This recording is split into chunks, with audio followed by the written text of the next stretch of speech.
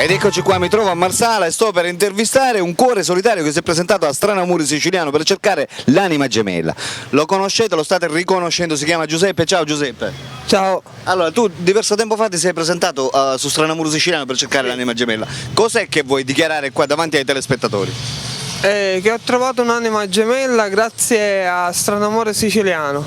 Esatto, tu hai trovato la donna ideale, la ragazza giusta. Quanti anni c'ha questa ragazza? 18. 18 anni, ed è di Marsala da sempre? Sì, di Marsala. E com'è successo? Ti ha telefonato?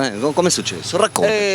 Siccome io passeggiavo nel Cassaro e questa ragazza mi ha chiamato perché mi ha visto su Stranamore Siciliano e ci abbiamo messo d'accordo e giriamo insieme, facciamo una passeggiata insieme. Insomma, sta spuntando l'amore, è Sì. nato qualcosa. Sì. Quindi grazie a Stranamuro Siciliano ti sei fatto fidanzato. Sì, sì. E tu lo vuoi dichiarare in TV.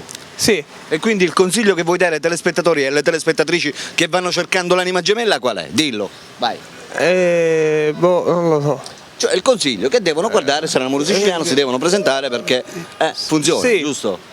Certo che funziona. Perché tu sei fidanzato, Sì. ti sei fatto fidanzato grazie, Sì, grazie a Stranamore Siciliano. Perfetto, avete sentito amici telespettatori e amiche telespettatrici, per cui venite su Stranamuro Siciliano, dico bene? Sì.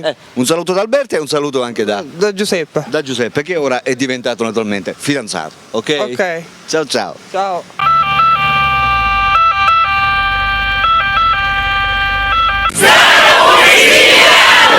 Oh yeah!